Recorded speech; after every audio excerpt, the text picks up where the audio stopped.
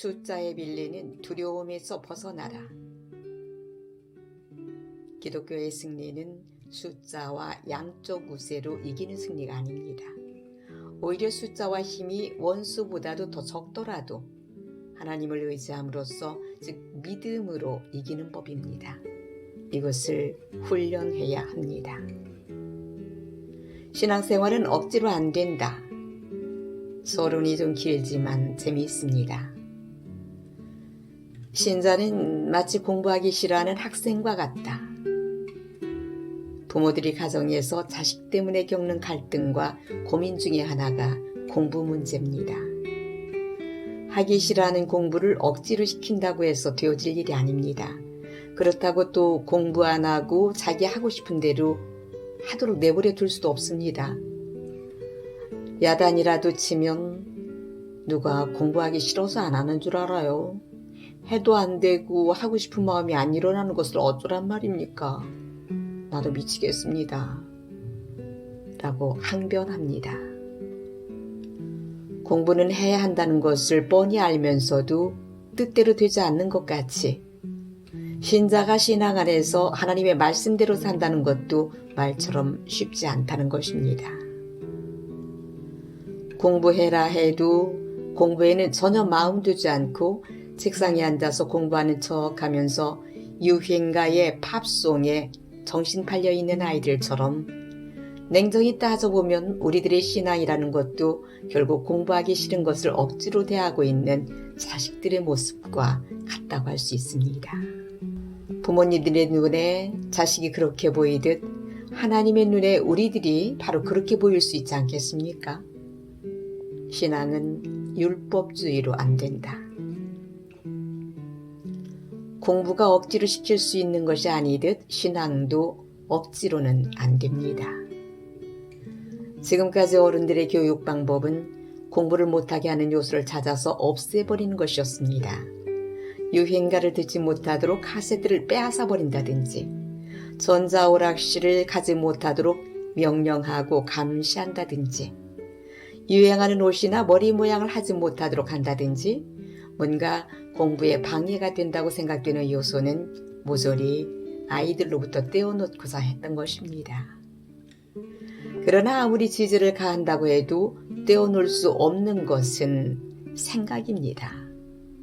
카세트를 빼앗아 버린다고 해서 유행가가 생각나지 않는 것은 아닙니다. 오락실을 가지 못하게 한다고 해서 오락을 생각하지 않는 것은 아닙니다. 이것을 신앙적으로 말한다면, 교회가 지금껏 신자들이 신앙생활을 잘하도록 하기 위해서 신앙생활을 방해하는 요소들을 금지하고 막아왔지만 결국 그것이 신앙생활을 잘하게 하는 것은 아니었다는 것입니다. 아무리 욕심을 억제하고 죄를 없애려고 해봐도 우리의 마음속에서 일어나는 생각은 없애지도 못하고 막을 수도 없습니다. 그래서 결국 내려지는 결론은 율법주의는 우리를 구원하지 못한다는 것입니다.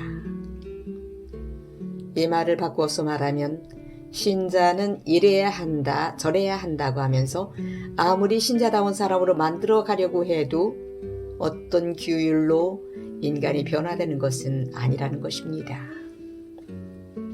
법도를 지키면 복이 약속되어 있다는데도 잘 안 된다. 만약 자식이 부모의 말대로 그대로 움직이고 순종한다면 성공 못할 이유가 없습니다. 유행가 듣지 말라 하면 듣지 않고, 오락실 가지 말라 하면 안 가고, 공부해라 하면 다른 데 신경 안 쓰고 공부만 한다면 분명히 성공은 약속되어 있는 것입니다. 이것이 신명기 7장 12절에서 16절 말씀의 의미입니다. 하나님은 신명기 7장 13절에서 16절에 인간이라면 누구나 좋아할 복을 약속하고 계십니다. 조건은 12절에 너희가 이 모든 법도를 듣고 지켜 행하면 내 하나님 여호와께서 내 열조에게 맹세하신 언약을 내게 지켜 내게 인애를 베푸실 것이라는 말씀입니다. 즉 하나님의 모든 명령과 법도대로 실천해라 하는 것입니다. 그러면 약속한 땅에서 세상 그 누구보다도 뛰어난 복을 누리게 하시겠다는 것입니다. 머리로는 알지만 몸이 못 따라주는 현실. 하지만 인간이 말씀대로 살지 못한 이유가 복이 약속되어 있다는 것을 몰랐기 때문입니까? 다시 말해서 아이들이 공부를 열심히 하면 장차 성공할 수 있다는 것을 모르기 때문에 공부를 안 하는 것입니까? 아닙니다. 열심히 공부하고 실력이 좋으면 나중에 자기 인생에 크게 득이 되고 남보다 뛰어난 사람이 될 수 있다는 것을 누구나 다 압니다. 또 그렇게 되고 싶은 마음도 다 있습니다. 하지만 이구동성으로 외치는 것은 공부가 하기 싫고 안 된다는 것입니다. 왜 하기 싫고 왜 안 되는 것입니까? 성공하는 것은 나중 일입니다. 우선 눈에 보이고 하고 싶은 것은 친구들과 같이 어울려서 노는 것입니다. 지금 부모들은 이런 시절을 지내지 않았습니까? 공부하면 성공한다는 것을 몰라서 공부를 안 했습니까? 다 알면서도 게을리하다가 어른이 되어서 실력이 필요한 세계를 접했을 때 비로소 후회하는 것 아닙니까? 신앙생활은 몇 가지 규례를 지키는 단순한 문제가 아닙니다. 이렇게 볼 때 신앙이란 간단한 문제가 아님을 알 수 있습니다. 책상 앞에 앉아 있다고 해서 공부하는 것이 아니듯이 교회에 나오고 성경 펴놓고 있다고 해서 믿음이 아닌 것입니다.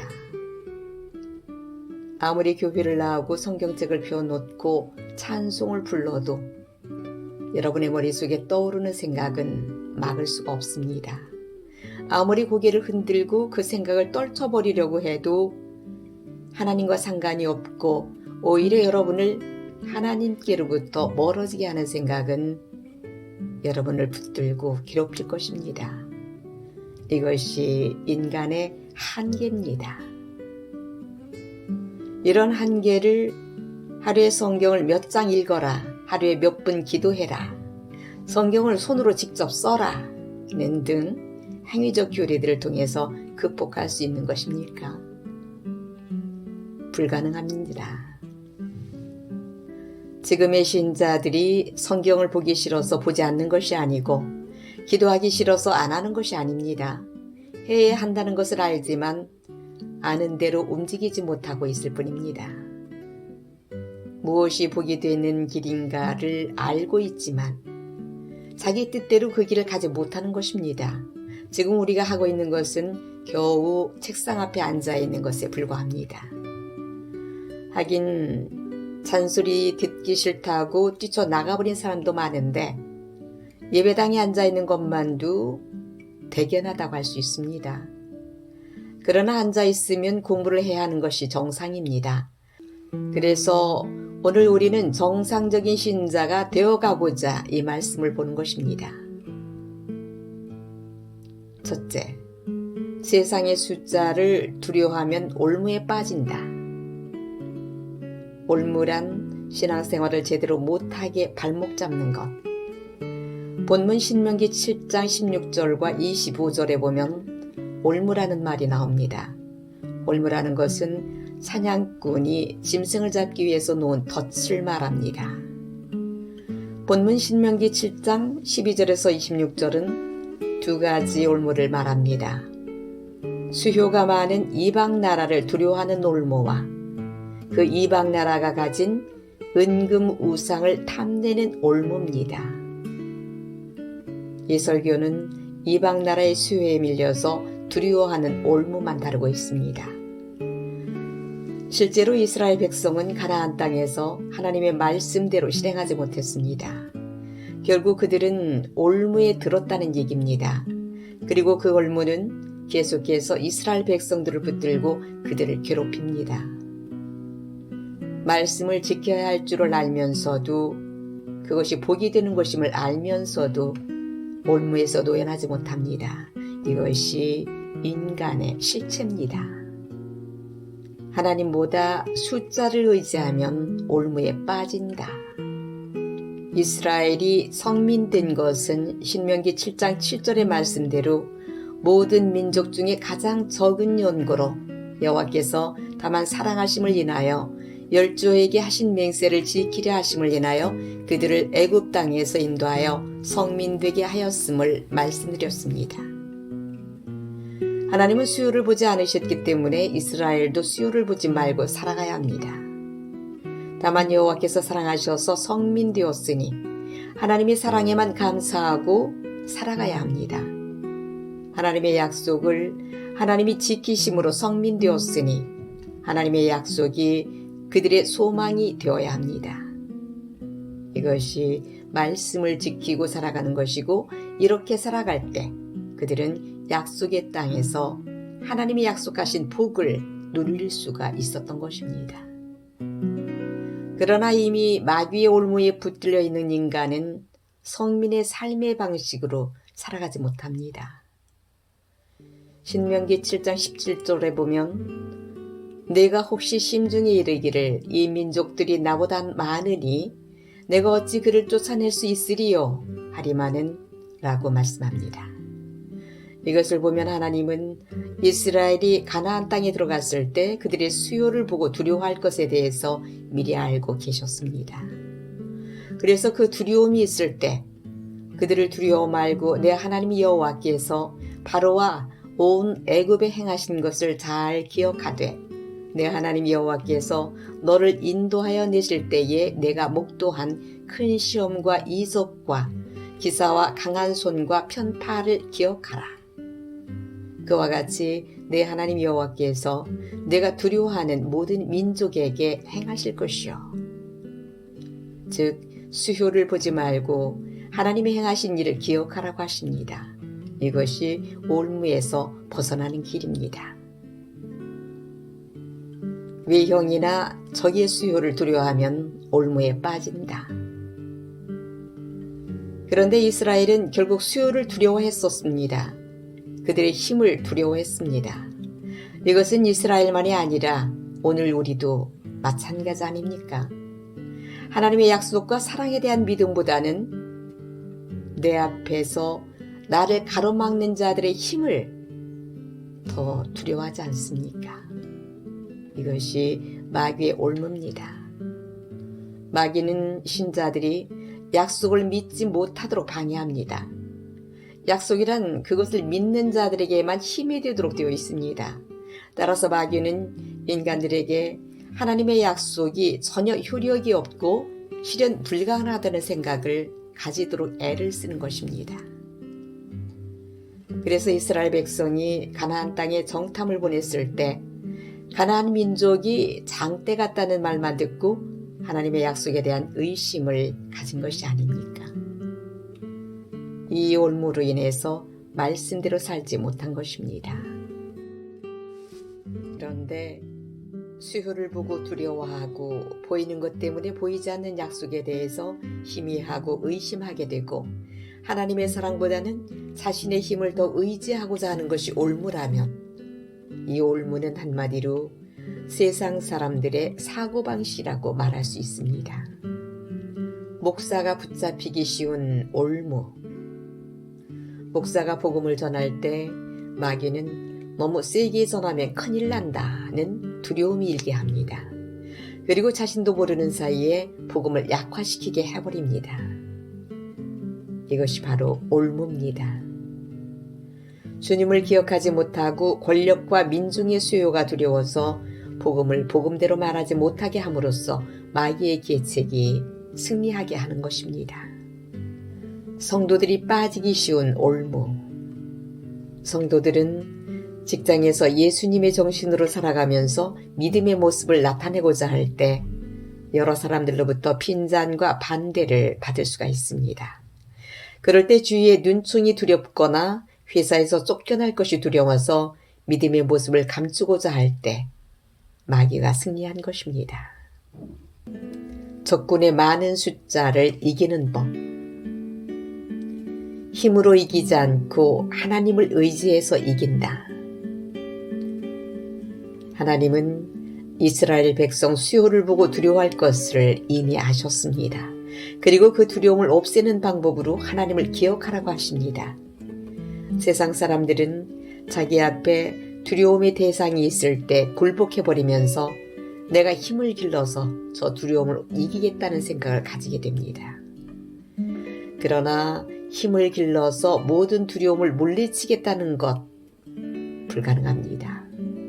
왜냐하면 힘으로 두려움을 물리치기 위해서는 그 누구도 나 위에 군림하는 자가 없는 힘을 길러야 하는데 그것이 가능한 것입니까? 결국 아무리 힘을 길렀다고 해도 또 다른 힘이 있는 자 앞에서는 머리를 숙일 수밖에 없습니다. 때문에 하나님은 이스라엘에게 힘을 주지 않았습니다. 가난을 물리치고 그들을 봐도 두려워하지 않을 많은 수요와 힘을 주지 않으신 것입니다.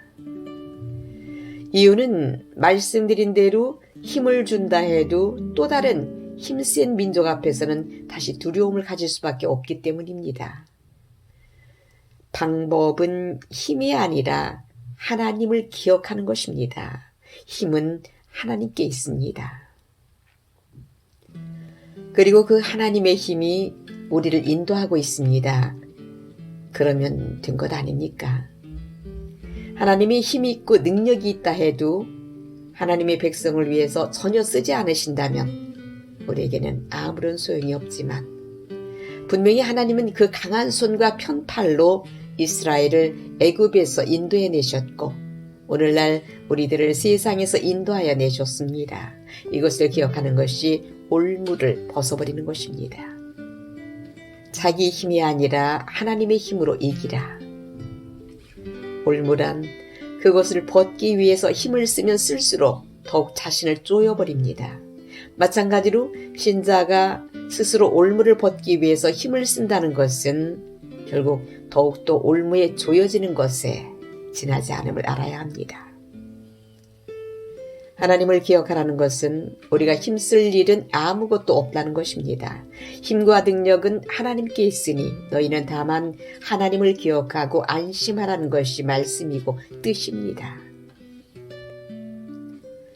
따라서 신자가 하나님 앞에서 해야 할 공부는 나는 말씀대로 살아갈 수 없는 인간임을 깨닫고 스스로 뭔가 해보려는 포부를 버리고 가만히 하나님만 기억하는 것입니다. 이 공부는 참으로 힘듭니다. 왜냐하면 인간은 현실을 포기하지 못하기 때문입니다. 현실을 자꾸 우리에게 뭔가 해볼 것을 부추깁니다. 해보면 좋은 결과가 주어질 것으로 유혹합니다.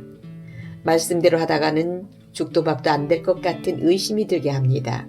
손해가 될 것 같은 생각에 빠지게 합니다. 그래서 세상의 손짓에 끌려가는 경우가 한두 번이 아닌 것이 우리들의 삶의 실체이지 않습니까? 이 올무에서 벗어나는 것은 하나님의 행하신 일을 기억하는 것밖에 없습니다. 두려움의 올무에 빠지지 마시라. 하나님을 의지함으로써 여러분은 지금까지 하나님의 인도하심 속에서 살아왔습니다. 살아오시면서 수없이 많은 두려운 일들을 겪고 또 그것을 이기면서 살아왔을 것입니다. 그러나 지금 지나온 자리에서 과거의 두려움의 일들을 생각해보면 왜 그때 그토록 두려워했고 근심 걱정에 빠졌던가 라고 하면서 뭔가 후회되는 것이 있을 것입니다. 우린 항상 지나고 나면 별것이 아닌 것을 가지고 초조해하고 두려워합니다. 두려워했던 것이 별것 아니었다는 것을 지나고 나서 깨닫지 마시고 두려움 있는 현장에서 깨닫기 바랍니다. 이것이 우리가 해야 할 공부입니다. 그래서 하나님은 우리에게 이런 공부를 시키기 위해서 두려움이 될 만한 일들로 우리를 가로막기도 하신 것입니다. 여러분이 하나님을 기억하지 않는 순간이 곧 올무에 매이는 것입니다. 돈 많은 사람들이 부러워질 때 하나님을 기억하십시오. 아이가 빵점을 받아왔을 때 하나님을 기억하십시오. 남편이 애를 먹일 때 하나님을 기억하십시오. 그러면 그런 일들이 하나님의 약속에 비하면 시시한 것으로 느껴질 것입니다. 순간순간 그런 깨달음이 있음으로써 세상을 두려워하고 부러워하고 일이 잘 안 된다고 짜증내는 모든 것이 하나님이 좋은 것을 주시지 않아서가 아니라 나 자신이 하나님을 기억하는 자리에 있지 못했기 때문임을 알게 될 것입니다. 그럴 때 그 사람이 하나님을 찾을 것이 아니겠습니까? 그리고 하나님의 사랑에 진심으로 감사할 것이 아닙니까? 이것이 하나님의 법도를 지켜 행하는 것입니다.